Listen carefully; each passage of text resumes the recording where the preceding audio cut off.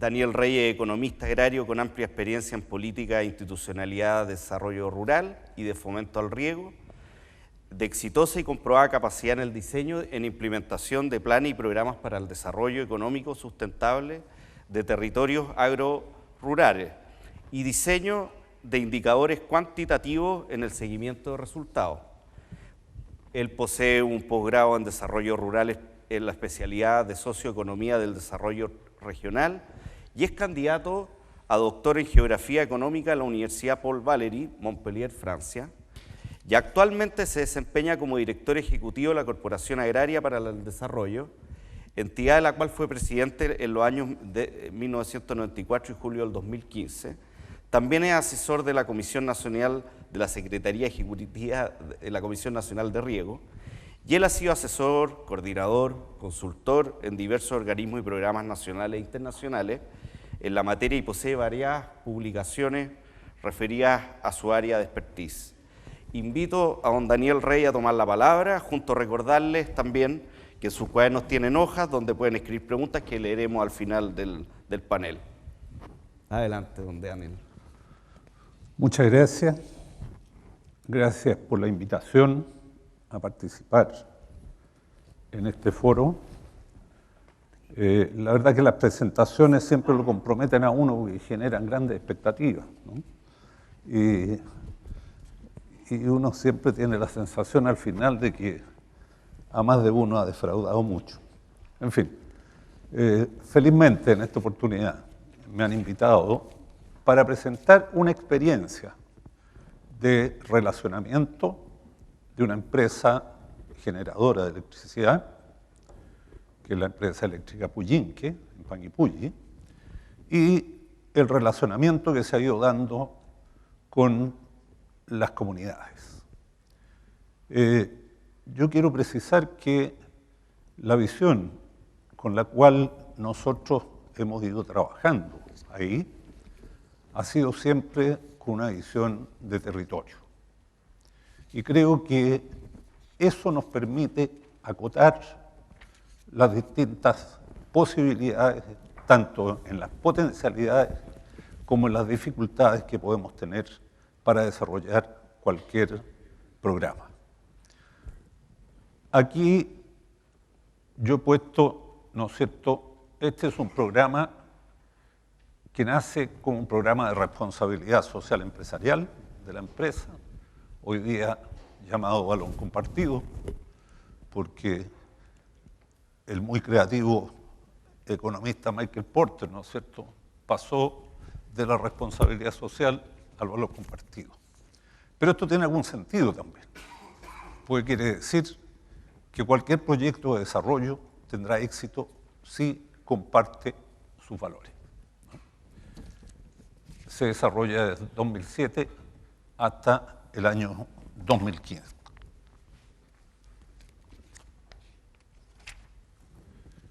Quise poner estos cuadros que no tienen mucha relación con lo que vamos a hablar, para simplemente señalar que un programa, un proyecto de desarrollo es responsabilidad de todos.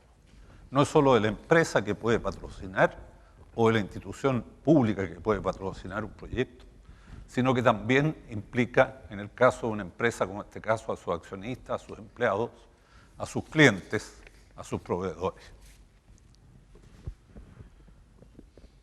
Que la responsabilidad de estos llamados stakeholders, ¿no es cierto?, tiene que ser con el medio ambiente, con la comunidad de su entorno, con el Estado, porque el relacionamiento es permanente, y también conservar lo que son las prácticas anticorrupción. Finalmente, como característica de la responsabilidad social, ¿no es cierto?, es que tiene que haber una gestión responsable de los proyectos, que sean medibles y que también creen valor para las empresas. Y en esto hacer una diferencia entre lo que es el marketing que usan algunas empresas, ¿no es cierto?, y muestran en la tele y en todas partes, mire, regalé canastas familiares, ¿no?, y punto. Pero detrás de eso desarrollo no hay, o hay muy poco. Puede que haya alivio a situaciones de necesidades y de pobreza, lo que no es malo, pero eso no es desarrollo. ¿Qué antecedentes tenemos en este proyecto? Es un proyecto que está inserto en la comunidad de Panguipulli, alrededor de la laguna de Puyinque, que se crea a partir de la central hidroeléctrica, que era un río ese, que al hacer la barrera, ¿no es cierto?, se hace la laguna, hoy día ya casi un lago. Una planta de Endesa que parte en los años 50, a construirse el 58 y a funcionar el año 62. El entorno está constituido principalmente por comunidades de mapuches, un territorio donde surgen los conflictos, no ahora, sino desde el inicio de la construcción de la planta, ya que la infraestructura que se hizo, principalmente el canal de derivación, pero también algunas consecuencias de la cortina del embalse, crearon serios problemas, dividieron propiedades, ¿no es cierto?, tenían que dar vueltas enormes de 2 kilómetros y más para llegar a la otra parte de su propiedad, en fin, etc. De manera que se inicia una situación de conflicto por una mala planificación y consideración del entorno de este emprendimiento, que en el fondo puede ser una muy buena cosa. Esta es una planta que no es muy grande, son 45 megawatts, ¿no? Y por lo tanto, las cosas no previstas, ¿no?, son las que generaron situaciones de conflicto. Después viene la privatización de Endesa en los años 80 de la planta, con serias dificultades la empresa que la compra, ¿no es cierto?, que la tiene que vender de nuevo, la compra en el Green Power. Los conflictos estos que tenían su origen desde el inicio de la planta se habían ido haciendo más evidentes y las comunidades queriendo reclamar más la posibilidad de reparar en parte los problemas. Y aquí entramos un poco nosotros, ¿no es cierto? Se comienza a haber reuniones y negociaciones y finalmente un programa de desarrollo. ¿Por qué nos invitan a participar? Por la institucionalidad, son una institucionalidad sin fines de grupo, con experiencia en entornos parecidos, digamos, a este, en que la predominancia de los pueblos originarios es importante, en esos, por las referencias de trabajo, ¿no es cierto?, y porque nuestra propuesta siempre ha sido de participación de los desarrollos lo más inclusivos posible. Pensamos que la forma de resolver los conflictos no es huyendo al relacionamiento con los entornos, sino incorporando esos entornos a buscar la solución. ¿Qué hacer? Es la primera pregunta, ¿no es cierto?, que uno se plantea. Y aquí estamos en que si queremos hacer algo ordenadamente, tenemos que conocer la realidad con la que vamos a trabajar. Y un autodiagnóstico siempre existe. Todos saben, o sabemos, o creemos saber, ¿no es cierto?, cuál es la realidad en cada caso. Sin embargo, nos pareció y nos parece siempre necesario el poder hacer un diagnóstico compartido que nos lleve a reflexionar sobre esta realidad y a llegar a ciertos acuerdos. ¿Cuáles son las necesidades que uno puede detectar? Y esto es universal en cualquier programa o proyecto que queramos, que hay necesidades que son generales a las poblaciones de los entornos y hay otras que son de grupo, ¿ya? Ahora, en esto yo decía al comienzo que la consideración territorial para buscar atender a las expresiones de demandas y a los potenciales que existen también es fundamentalmente en base a las realidades territoriales. Y este es un tema que con algunos de los presentes, entre otros con Pedro Nicholson, lo hemos discutido más de alguna vez. Es decir, no pensemos en todo el país, no pensemos ni siquiera en todas las regiones, sino que tomemos las realidades de cada territorio que nos pueden ayudar, ¿no es cierto?, a orientar mejor los esfuerzos de desarrollo que se hagan. ¿Qué otra cosa como condición objetiva? Siempre los recursos van a ser limitados. Es muy difícil que nos propongamos hacer algo y que pensemos que vamos a tener todos los recursos del mundo. Los recursos van a ser limitados. Por tanto, ¿qué hacer versus recursos?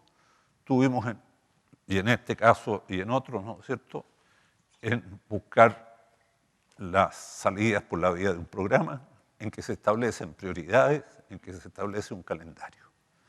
Porque al hacer el diagnóstico, por cierto, las expresiones de necesidades son muchas, pero es indispensable presentarlas priorizadamente. Porque como decíamos, si tenemos limitación de recursos, hay que establecer prioridades. Y, por cierto, un calendario en el tiempo, como en cualquier proyecto que nos propongamos. Muy rápidamente, un entorno con distintas comunidades, el número de familias y de personas.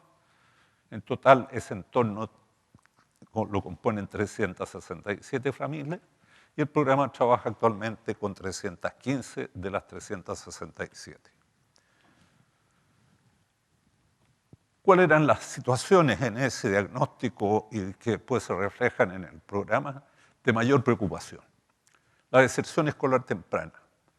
El 50% de los niños de las dos escuelas básicas completas que había entraba a primero medio a estudiar. Y en el segundo año, el 50% de los que habían, la mitad de los que habían entrado, abandonaban. Al ver las razones, ¿no es cierto?, porque no tenían plata para la micro, para los útiles, en fin, etc. Y también, algo que me voy a referir a continuación, porque la familia, ¿no?, sobre todo los padres, decían, vente a trabajar. Y es muy importante, al ver, ¿no es cierto?, las prioridades después, la diferencia de apreciación de las prioridades entre los hombres, las mujeres, los jóvenes, ¿no? Y ya nos vamos a referir a eso. ¿Qué otro problema? Por ejemplo, en el caso de la educación, ¿no es cierto?, el 94% de los jóvenes, su primera prioridad de una serie de aspectos que se habían considerado era educación. Para el 91% de las mujeres era educación. Y para el 65% de los hombres adultos era educación. Pero el 95% era la producción agrícola y la producción ganadera. Esa es una situación que se repite en todas partes, ¿no? Es muy normal, ¿no?, porque ellos sienten la responsabilidad de mantener la fuente de ingreso y piensan que esa es la mejor forma, pero con una mirada muy de corto plazo, ¿no? Después, ¿qué otro problema había? Serios problemas de nutrición infantil y adultos mayores, principalmente dado por que ha ido bajando el consumo de proteínas animales, de los gallineros, de cerdos, en fin, etc. Ya vamos a ver más adelante las razones de eso. Había alto desempleo y emigración temprana de los jóvenes, bajo rendimiento de los cultivos, muy mal estado sanitario de los animales y aislamiento en general de los distintos sectores del territorio por malos caminos. Por lo tanto, el programa se establecen prioridades y se le da una gran prioridad a un programa de becas para alumnos secundarios que iban a enseñanza media, ¿no es cierto?, y para alguno que pudiera ir a enseñanza superior. Y esa fue la realidad. Incluso el primer año tuvimos que dar, porque había dos escuelas unidocentes, ¿no es cierto?, que por los problemas de caminos que tenían, los niños tenían dificultades para ir a la otra escuela que estaba a 3 o 4 kilómetros. Eso se acabó a partir del tercer año porque se resolvieron los problemas de camino, pasa, movilización, en fin, etc. Partimos de enseñanza media con 21 becados, hoy día hay 71. Partimos de enseñanza superior, ¿no es cierto?, universitaria o técnica, en este caso técnico, había 1 que estaba estudiando, hoy día hay 18. Y 18 que son 10 en carreras técnicas superiores y 8 en carreras universitarias. ¿ya? Ahora, esto tiene una serie de otras connotaciones, pero que sería largo de señalar, ¿no? Solamente decir que ya hay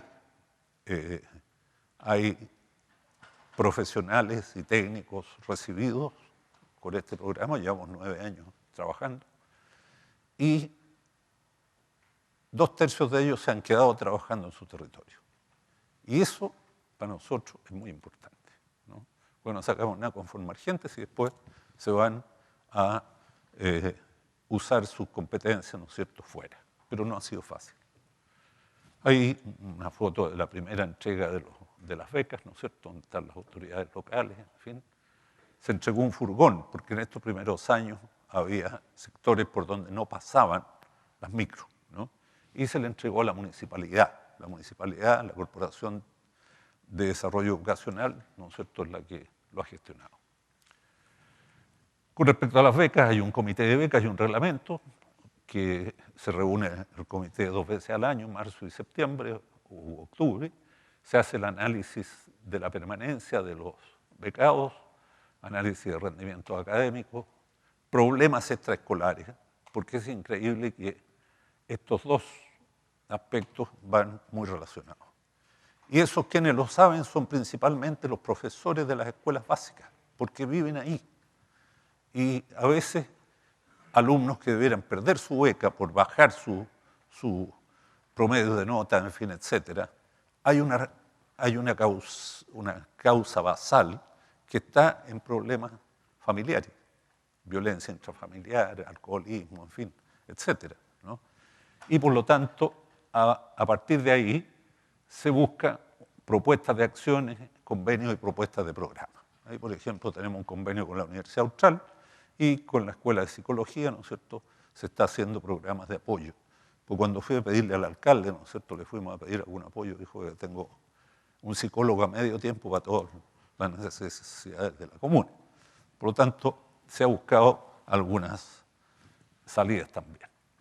Algunos antecedentes productivos, ¿no es cierto?, el rendimiento de los cultivos, ahí está, 61 sacos, hoy día están en 250, trigo, avena, en sanidad animal, esta era la situación, ¿no? En los ovinos también, hoy día tenemos prácticamente las poblaciones animales ya sanas. Algunas fotos de cultivos, ¿no es cierto?, se introdujeron invernaderos. ¿Por qué? Partió como proyecto alimentario agrícola, veíamos que había problemas serios de desnutrición y el análisis de los profesionales era que no comían ni proteínas animales, cada vez menos, ni consumían hortalizas, sino en un periodo muy pequeño de 2 meses y medio. Bueno, hoy día ya hay 98 invernaderos y se ha mejorado sustantivamente el tiempo de consumo de hortalizas. Las causas las veíamos, ¿no es cierto?, y por lo tanto, de las bajas productividades, y por lo tanto se creó un fondo rotatorio para poder tener semillas de calidad y fertilizantes. En el caso de la papa hacía 20 años que no cambiaban las semillas, y esa ha sido la situación de participación en ese fondo rotatorio. En materia de sanidad animal también, ¿no? Programas de generación de empleo por la vía de la artesanía, en fin, en la medida que las ovejas volvieron a estar en condiciones sanitarias, ¿no es cierto?, mejores, se ha desarrollado el tema de la lana, la artesanía, que fue una tradición muy importante, ha vuelto a estar presente a través de los tejidos, pero eso nos ha llevado a que hay que resolver los problemas de comercialización, porque no solamente, o sea, sería muy frustrante que hubiera aumentos en distintas producciones, ¿no es cierto?, de todo tipo, y que después no tuvieran dónde vender. Felizmente hay una condición de demanda estival ahí, de verano, porque es una zona muy turística, entonces comenzamos a ampliarnos a distintas zonas. En el caso de la hortaliza, ¿no es cierto?, en la misma feria de Panguipulli se pusieron 12 toldos para que pudieran vender, más un carro permanente que tienen también. Y se ha logrado, ¿no es cierto?, que los agricultores y principalmente agricultoras se hayan ido certificando en buenas prácticas agrícolas. tenemos un grupo muy avanzado de 37 agricultores, las cuales 6 fueron certificadas a comienzo de este año.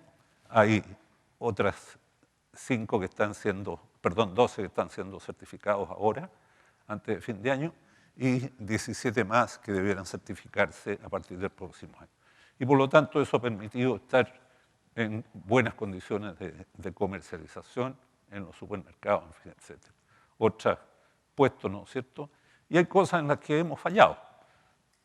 Hubo programas, ¿no es cierto?, de generación de empleo, turismo, apicultura, piscicultura, mueblería, cerradero, pero se fueron desechando estos que están más pálidos ahí porque no había condiciones. Ellos lo sentían que se podían hacer, ¿no? Pero no había condiciones, había contaminación de los cauces de agua, ¿no es cierto? Por lo tanto, piscicultura era poco probable y en la alta en los lugares altos. Aserradero fue una idea frustrada porque las mismas comunidades se oponían algunas a eso. Y mueblería porque la competencia de todos los que se instalaron entre Panguipulli y Pucón, ¿no es cierto? 32 mueblerías dejaron fuera de posibilidades de desarrollar esa actividad. Sí, aquí lo que se ha hecho para todo esto ha sido incorporar, ¿no es cierto?, todos estos agentes y otros. Aquí lamentablemente se me pasó la Universidad Austral, ¿no es cierto?, en nivel local. ¿Por qué? Porque hemos aprendido que en esto los recursos nunca son suficientes, pero sí hay una gran cantidad de recursos que están en las instituciones a las cuales se puede concursar, se puede postular, y trabajamos con todas esas instituciones. En hábitat rural, ¿no es cierto? Bueno, esto ha ido evolucionando de ser un proyecto para responder a necesidades muy concretas, casi asistencialistas, ¿no es cierto?, a un programa que ya ha ido abarcando en el tiempo el tema de vivienda, el tema de servicios, ¿no es cierto?, como agua potable y otros, caminos, y con esas distintas instituciones se ha ido viendo. Y para cerrar, ¿no es cierto?, antes eran producir más papas, más trigo, más avena, ¿no es cierto?, resolver el problema de las escuelas. Hoy día hay un proyecto de riego para el Valle de Chalcapulli que se llamó a licitación hace 3 semanas para el diseño del proyecto, ¿no? Beneficia a 142 familias y 280 hectáreas como potencial de riego en su primera etapa, ¿no? Y es un proyecto de riego que va a usar 0 energía porque se va a aprovechar las cotas, ¿no es cierto?, para poder. Después, hoy día surgen necesidades de capacitación en microempresas y desde el año pasado ya se está trabajando fuerte en eso. Capitalizaciones asociativas para la comercialización, ¿no es cierto? Estos grupos productores de hortalizas ya se están asociando para comprar un vehículo para el transporte de su. Certificación de buenas prácticas y certificaciones sanitarias. Cuando iniciamos el programa era impensable, o sea, no estaba ni siquiera entre las metas que nos habíamos propuesto. Y hoy día, esto es lo más importante, una comunidad, ¿no es cierto?, desarrolla su plan estratégico, ¿ya? Y nace de ellos, de haber visitado otras experiencias, en fin, etcétera, en que algunos elementos que consideran una microempresa de mecanización, ¿no es cierto?, para sus necesidades y servicios a otras comunidades, mejoramiento del hábitat rural, agua domiciliaria, en fin, etcétera, y ordenamiento predial, ¿no? O sea, algo que puede parecer como tan normal, no lo era, y hoy día surge como necesidad de ello. Programa autosustentable, inversión productiva para un fondo social, educación, salud, tercera edad, vivienda, fue una idea abortada. Se compró un predio que lo iban a gestionar colectivamente y en definitiva no hubo acuerdo y no se pudo realizar. Y yo prefiero contar las cosas también que no han resultado. Finalmente, agradecer y decir que en esto todos somos responsables, no solo las comunidades, no solo las empresas. Somos parte del programa y debemos ser responsables del desarrollo. Muchas gracias.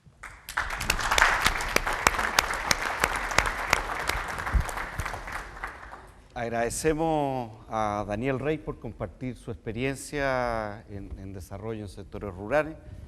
Y ahora vamos a dejar a Enrico Gatti, que es ingeniero comercial de la Universidad de Chile, cuenta con una vasta trayectoria en el ámbito empresarial, Fue presidente y gerente general y director de las empresas del Grupo Telefónica en Chile.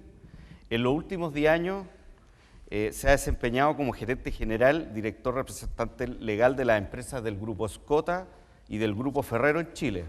Estos grupos, con otros socios italianos y chilenos, se dedican al desarrollo de energías renovables no convencionales, construyendo centrales hidroeléctricas de pasada. Para las distintas sociedades, han construido y puesto en servicio 9 centrales hidroeléctricas a la fecha. La última de ellas, Pico Iquén, de la Sociedad Hidroangol, Sociedad Anónima, en la región de la Araucanía, de la que Enrico Gatti es gerente general. Lo escuchamos a Enrico Gatti, quien además es un italiano radicado en Chile. Muchas gracias. Buenos días, muchas gracias por la invitación. No hablo como italiano, hablo como chileno, así que no se preocupen. Vamos a entrar un poco en contexto. El Grupo Escota es una empresa italiana que se dedica al diseño, construcción y puesta en servicio de centrales hidroeléctricas, biomasa, fotovoltaica, y tiene como 30 años de historia, tiene más de 100 empleados, fábrica en el norte de Italia y del orden de 40 millones de euros de facturación en equipamiento. ¿Por qué estamos en Chile? En el año 2005 fuimos invitados por Corfo para colaborar o explorar la posibilidad de colaborar en proyectos de energías renovables no convencionales, y entonces vinimos a Chile y nos establecimos acá, y el primer elemento fue constituir una sociedad y junto a otros socios italianos compramos unos derechos de agua para poder desarrollar los proyectos. A inicio del 2011 nos dimos cuenta que era necesario para atendernos mejor hacer un servicio integral, y constituimos una constructora en Chile, que es Escota Chile, que nos permite dar un llave en mano completo desde los estudios iniciales hasta la puesta en servicio y operación de las centrales. Y a partir de ese momento empezamos también, dado que parece que no le habíamos hecho tan mal, a tener algunos clientes, y hoy día estamos dedicados a desarrollar y construir proyectos donde nosotros participamos societariamente en la sociedad que los explota, que es la generadora, pero también trabajar para clientes privados. Hemos puesto en servicio del orden de 9 centrales, la última es Pico Iquén, y en términos generales, a lo mejor debería haber empezado con eso, una central de pasada, en definitiva, es una central que toma el agua en un punto determinado a través de una obra de toma, son derechos de agua no consultivos, las lleva hasta un punto inferior, aprovechando la energía cinética del agua, llega a una casa de máquina, con la presión se transforma la energía mecánica en energía eléctrica a través de un generador, y después eso es evacuado y el agua se devuelve al río. En términos generales, las centrales de pasada son las que menos impacto producen. Prácticamente no existe un proyecto en Chile ni en el mundo que no genere algún impacto. Los impactos son más controlables en algunos casos que en otros, y para eso están todas las medidas de mitigación y todas las condiciones que se establecen en las aprobaciones ambientales respectivas. Y eso es lo básico. ¿Qué es lo que hemos hecho? Nuestra característica es tratar de incorporarnos en forma lo más amigablemente posible dentro del medio donde estamos. Y entonces, por ejemplo, nuestras obras de toma, como pueden ver una que está ahí, nuestras obras de toma en términos generales son enchapadas en piedra, de modo de generar una plusvalía en el ambiente que puede tener también alguna consecuencia turística. Nuestra central, esta por ejemplo, es la primera que hicimos, que es Paloma, al pie del embalse La Paloma, al pie de la cortina, que es toda en piedra, luego la central también se inserta. Este es Muchi, una central que hicimos cerca del lago Ranco. Si ustedes se fijan, no es una construcción industrial la casa de máquina, trata de parecerse a alguna construcción que pueden encontrar en el mismo lago. Aquí están las centrales de Rupanco, este es Callao, que el agua se devuelve directamente en el lago Rupanco, y esa que está allá es Bonito, es una una casa de máquina que comparten 2 centrales. En términos generales también, desde la bocatoma, el agua la llevamos de inmediato en tubería soterrada, luego no se ve, no hay un canal, la tubería es soterrada y sobre la tubería normalmente después crece vegetación y cosas, de manera que se inserta bastante bien en el medio ambiente. Estas son centrales que hemos hecho para clientes nuestros. Los Padres está cerca de Los Ángeles, y este es Yauquereo, que es para una forestal que también está cerca de Los Ángeles. Hidroangol. Hidroangol es la sociedad titular de la central hidroeléctrica Picoiquén. La central hidroeléctrica Picoiquén es una mini hidro de pasada, está ubicada en el río Picoiquén, en la comuna de Angol, en la provincia de Malleco.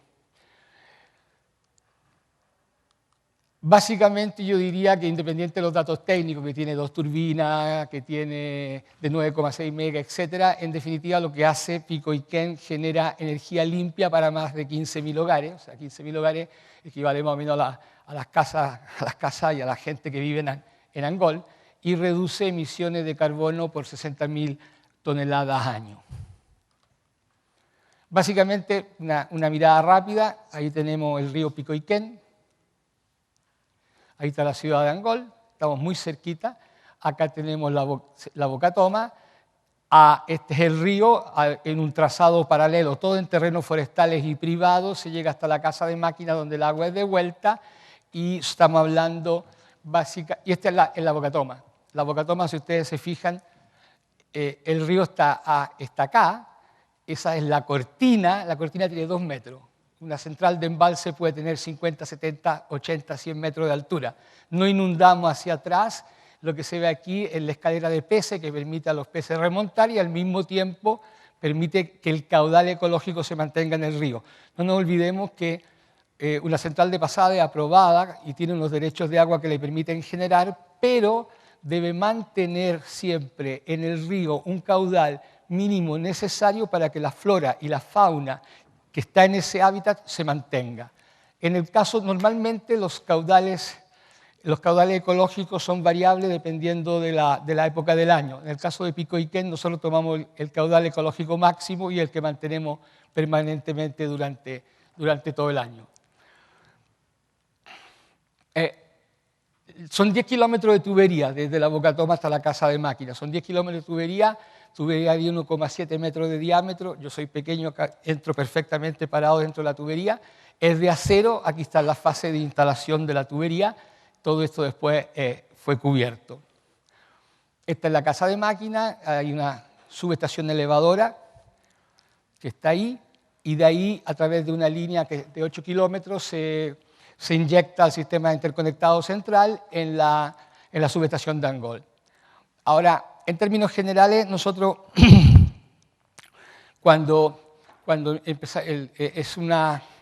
tuvimos la ventaja, tal vez, que nuestro proyecto se desarrolla en terreno absolutamente privado. Estábamos cerca de Angol y ahí nosotros tenemos una manera de hacer las cosas que creo que es la más conveniente. Hay que pensar que una central de este tipo tiene una vida útil de más de 50 años, y entonces, independiente que yo estoy hoy día acá, una central que va a convivir con los vecinos y la comunidad de Angol en los próximos 50 años. Entonces nosotros ahí hemos hecho como 3 cosas. Desde el punto de vista de la construcción, en esta central, durante su construcción, trabajaron del orden de 300 personas, desde un guardia hasta operadores especializados de maquinaria. Utilizamos al máximo toda la infraestructura disponible en la región, es decir, desde la planta de hormigón, de la gente especializada en trabajos forestales para abrir la senda, y en definitiva la mitad de la gente que construyó la central es de la zona. Dicho eso, estas centrales no son intensivas en mano de obra durante la operación, pues fundamentalmente son todos sistemas automáticos computarizados que se pueden operar a distancia, pero en todo caso también nos acercamos a los institutos técnicos profesionales de Angol, y hoy día toda la gente que opera la central es toda gente formada de Angol, que es o de Angol o de la zona. Y la otra cosa, como muy bien escuchábamos antes, muchas veces las empresas deciden un poco cómo insertarse en la comunidad y cómo colaborar con la comunidad. Yo creo que ahí tal vez hay que hacer otra cosa, hay que acercarse a alguien que nos pueda guiar y decir qué puede ser necesario más o menos. Y en este sentido nosotros nos hemos apoyado muchísimo en la Municipalidad de Angol, hemos tenido una muy buena recepción, y entonces ahí se han definido ciertas prioridades y cosas que que se tienen que hacer. Después, por otra parte, nosotros tenemos somos italianos y nos gusta muchísimo el fútbol. Y eso, somos bastante fanáticos. Todos los chilenos eran fanáticos del fútbol italiano hasta el año pasado. Ahora que Vidal se fue a Alemania, ahora a todos nos gusta el fútbol alemán. Pero bueno, y entonces nosotros nos dimos cuenta que en Angola había una situación muy particular, porque el club de fútbol de Angola, que es el Mayeco Unido, se refundó hace prácticamente 2 años atrás. Y nosotros entonces nos pusimos de acuerdo y somos Hidroangola, el sponsor principal del Mayeco Unido. El año pasado tuvimos el goleador de segunda división, ascendimos de tercera a segunda, y la verdad que estamos muy contentos de lo que estamos haciendo, y cada 15 días hay del orden de 2.000, 2.500 personas que van y vibran con los buenos resultados del Mayeco Unido. Ahora que no me escuche su presidente, pero a mí me encantaría que se quedara en segunda división, porque si llega a subir a primera división, los recursos son limitados, y entonces podría haber alguna situación de ese tipo. Básicamente, yo creo que hoy día, y a lo mejor va a servir para la conversación posterior, hay 3 situaciones que enfrentan los proyectos cuando se quieren desarrollar, independiente de la región y del lugar. Primero hay un tema de desconfianza, y el tema de desconfianza se debe fundamentalmente, yo creo, a los problemas de información, desinformación o mala información que tiene la gente que va a convivir con el proyecto. Y eso, sin entrar a asignar responsabilidades, se debe a descoordinación y a malos entendidos, o no importa. Y por eso yo creo que hay un tema muy interesante que está desarrollando el Ministerio de Energía, que debería usarse para todos los proyectos, no solo para los de energía, que tiene que ver, y me imagino que algo mencionarás, que es la agenda de participación, que es un mecanismo paralelo, complementario a los sistemas de evaluación ambiental, pero donde permite en fecha muy temprana tener contacto entre las comunidades y los desarrolladores de los proyectos.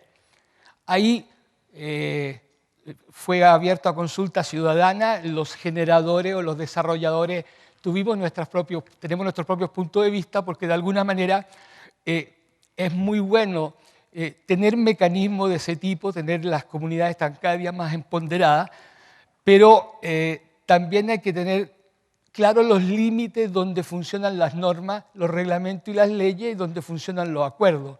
Ahí se podría producir algún tipo de conflicto.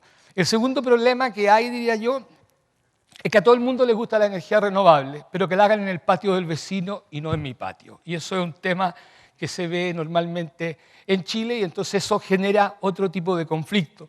Y muchas veces los conflictos no son generados por la gente que vive en el sector. Muchas veces los conflictos se generan o se producen por gente que disfruta de las bellezas del sector durante un mes al año. Y eso también es evidente. Cuestión de ver situaciones que se han producido en el lago Rupanco, en el lago Ranco.